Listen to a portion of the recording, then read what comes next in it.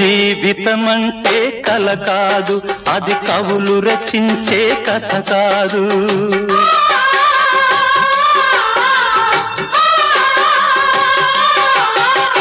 జీవితమంటే కల కాదు, అది కవులు రచించే కథ కాదు.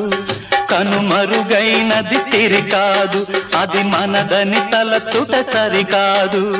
కుడి ఎడమైతే పొరపాటు లేదను నానుడి సత్యం కాదు, ఇది అందరికి అర్థం కాదు. ఓ